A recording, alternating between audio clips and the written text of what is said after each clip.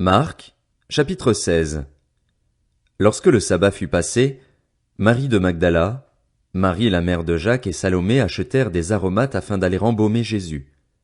Le dimanche, elles se rendirent au tombeau de grand matin, au lever du soleil. Elles se disaient entre elles, « Qui nous roulera la pierre qui ferme l'entrée du tombeau ?» Mais quand elles levèrent les yeux, elles s'aperçurent que la pierre, qui était très grande, avait été roulée. Elles pénétrèrent dans le tombeau, virent un jeune homme assis à droite, habillé d'une robe blanche, et elles furent épouvantées. Il leur dit, « N'ayez pas peur. Vous cherchez Jésus de Nazareth, celui qui a été crucifié. Il est ressuscité, il n'est pas ici. Voici l'endroit où on l'avait déposé.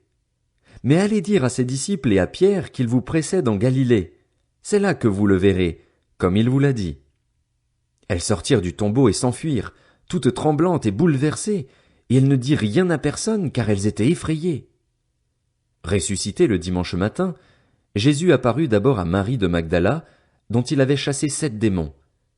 Elle partit l'annoncer à ceux qui avaient été avec lui et qui étaient tristes et pleuraient, mais quand ils entendirent qu'il était vivant et qu'elle l'avait vu, ils ne la crurent pas.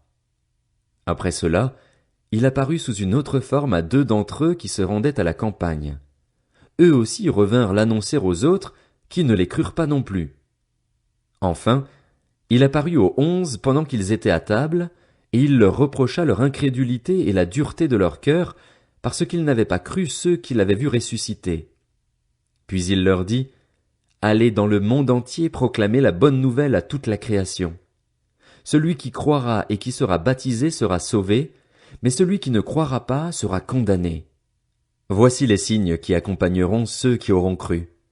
En mon nom, ils pourront chasser des démons, parler de nouvelles langues, attraper des serpents, et s'ils boivent un breuvage mortel, celui-ci ne leur fera aucun mal.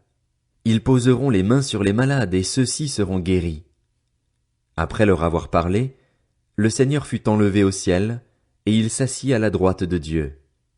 Quant à eux, ils s'en allèrent prêcher partout.